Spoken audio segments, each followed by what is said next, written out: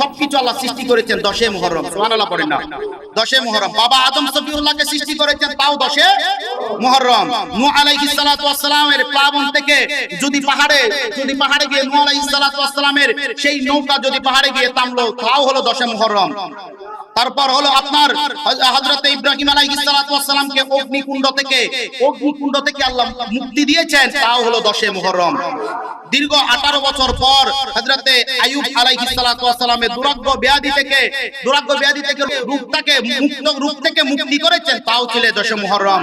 হযরত সুলাইমান আলাইহিস সালাতু ওয়াস সালাম রাজত্ব হারিয়ে গেল, এই রাজত্ব ফিরে পেলেন, ছিনিয়ে যাওয়া রাজত্ব হারিয়ে গেল, রাজত্ব ফিরিয়ে পেলেন, সেই ছিল 10 মুহররম। হযরত মূসা আলাইহিস সালাতু ওয়াস সালাম ফেরেশনের কবল থেকে মূসা আলাইহিস সালাতু ওয়াস সালামকে মুক্ত করে দিয়েছেন, মুক্তি লাভ করে দিয়েছেন, তাও ছিল 10 মুহররম। হযরত ঈসা আলাইহিস সালাতু ওয়াস সালাম পৃথিবীতে আগমন করলেন 10 মুহররম। হযরত ঈসা আলাইহিস সালাতু ওয়াস সালামকে আসমানের মধ্যে জীবিত অবস্থায় তুলে নিলেন, তাও ছিল 10 মুহররম। হযরত ইদ্রিস আলাইহিস সালাতু ওয়াস সালামকে আসমানে উত্তোলন করলেন, তাও ছিল 10 মুহররম।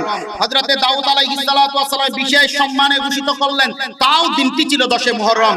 হযরত বাবা আদম সফিউল্লাহকে জান্নাত থেকে দুনিয়াতে পাঠাইলেন, তাও ছিল 10 মুহররম। শুধু তাই না, ওই দিন দোয়া কবুল করে আরাফাতের ময়দানে জাবালে রহমতের মধ্যে হযরত বাবা আদম সফিউল্লাহ এবং আম্মাজান হাওয়া আলাইহিস সালাতু ওয়াস সালাম দুইজনের সাক্ষাৎ করিয়ে দিলেন, তাও ছিল 10 মুহররম।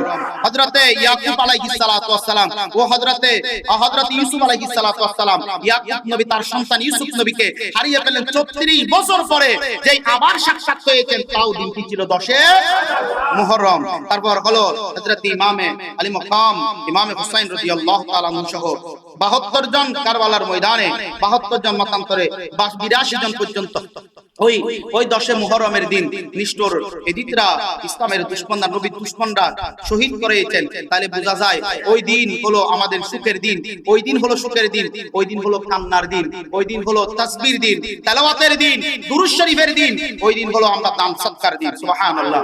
এইজন্য ইমাম হুসাইন রাদিয়াল্লাহু তাআলা কারবালা শিক্ষা হচ্ছে, আপনি কারবালা মূল শিক্ষা হচ্ছে আপনি নামাজ কখনো ছাড়বেন না।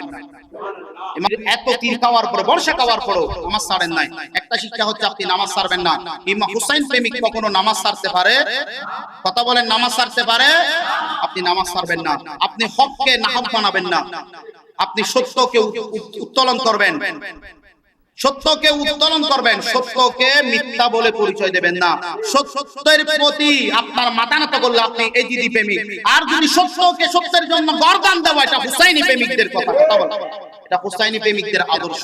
এজন্য আমরা ওই দিনটাকে কেন্দ্র করে আমরা ওই দিনের মধ্যে আমরা বেশি করে দান সদকা রোজা রাখবো ইনশাআল্লাহ। পড়েন, আরো জোরে পড়েন ইনশাআল্লাহ।